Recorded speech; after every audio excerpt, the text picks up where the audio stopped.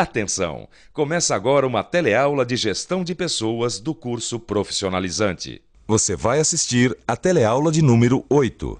Bons estudos!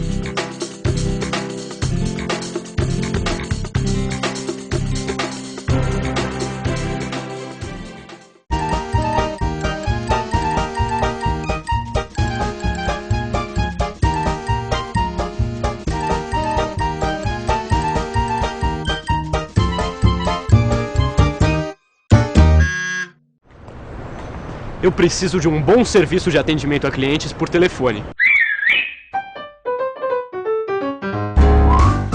Alô? De onde está falando? De onde você ligou? Pode falar? Droga, a caneta tá falhando. Pera aí, só um minutinho. Os atendentes têm que obter as informações sobre o tipo de serviço solicitado e registrar em formulário adequado. Sei. Oh, peraí, como assim? Às vezes funciona, às vezes não funciona? Ah, sei. Um momentinho. Você vai à cantina? Traz um sanduíche de queijo pra mim?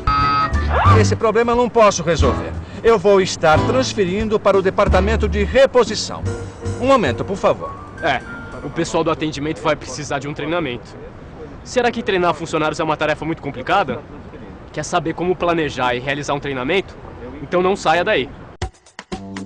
Nesta teleaula, vamos aprender como planejar um treinamento, como providenciar a realização de um treinamento, como ministrar um treinamento e como manter os efeitos do treinamento.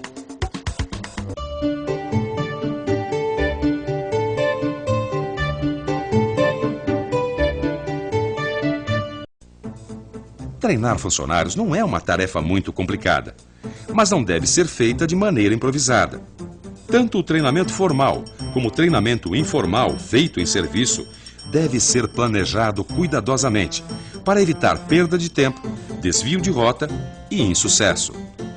É impossível você improvisar no treinamento. Você tem que planejar, você tem que saber o que você vai treinar, qual é o seu objetivo para aquele treinamento. Então, quando você planeja, realmente você tem maior chance de sucesso. Já tive a oportunidade de trabalhar em empresas cujo treinamento foi realizado de forma aleatória, né? Sem um planejamento específico, sem um foco. É uma verdadeira bagunça, porque se acontece algum erro ou você tem algum problema de última hora, você não sabe a quem recorrer. Você perde o dia de trabalho, você perde o foco do produto, é totalmente desastroso. Normalmente, as coisas se dão de forma planejada e sempre tem ali um gestor ou um orientador, um diretor que comanda esse tipo de ação. Teleaula 8 do curso Gestão de Pessoas, em que posso ajudá-lo? É o seguinte, já que o treinamento precisa de planejamento, eu gostaria de saber como planejar um treinamento. Excelente questão. Como planejar um treinamento? O primeiro passo é identificar o padrão ideal de desempenho.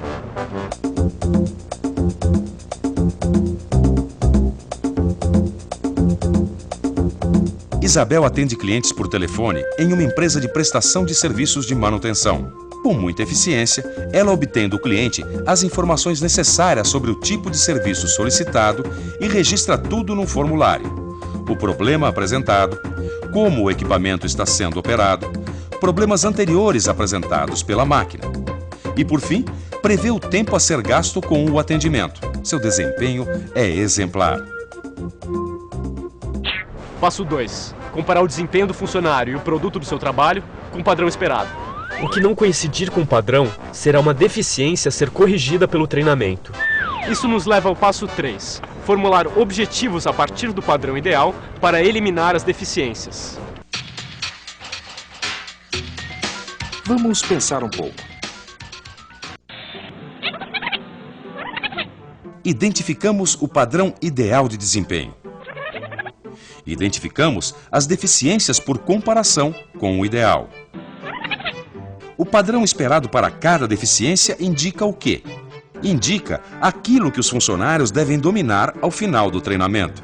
Ou seja, do padrão, obtemos os objetivos da capacitação. Identificar o padrão, comparar o desempenho do funcionário com o padrão esperado, formular objetivos a partir do padrão. Qual o próximo passo do planejamento? O passo 4 do planejamento é selecionar as estratégias de ensino-aprendizagem. Como os funcionários vão ser capacitados? Quais atividades vão ser realizadas? Precisa de alguém para comandar essas atividades? Exposição do assunto feita por instrutor. Simulação de situações reais de trabalho. Apresentação de vídeo. Discussão dos assuntos em pequenos grupos. Esses são exemplos de algumas atividades que podem ser selecionadas para um treinamento. Essas atividades são conhecidas como métodos, estratégias ou técnicas de ensino-aprendizagem. Passo 5. Selecionar os recursos de ensino-aprendizagem. Depois de definir onde chegar, os objetivos e como chegar, as estratégias, é preciso pensar com o quê? Os recursos a serem usados para aplicar as estratégias e promover a aprendizagem. Lousa, álbum seriado, transparências, slides digitais, roteiros com questões de discussão, vídeos, manuais técnicos, máquinas e equipamentos para aprender procedimentos e treinar destrezas nos treinamentos. Instrumentos de trabalho como formulários, guias, enfim, são muitos os exemplos de recursos possíveis para a realização de um treinamento.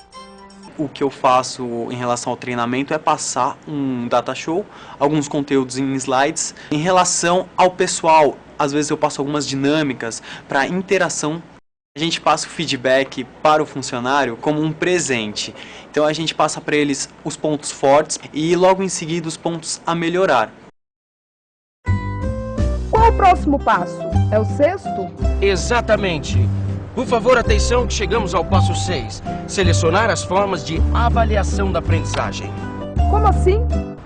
É hora de decidir como verificar se o treinando aprendeu o que estava descrito no objetivo e também definir como será feita a avaliação. A avaliação por meio de questões orais e escritas e através da observação do desempenho do treinando são 2 exemplos de maneiras de avaliar. Através da avaliação, é possível identificar pontos fracos e deficiências, e assim oferecer novas condições para o treinando se capacitar, oferecendo, quando necessário, materiais complementares.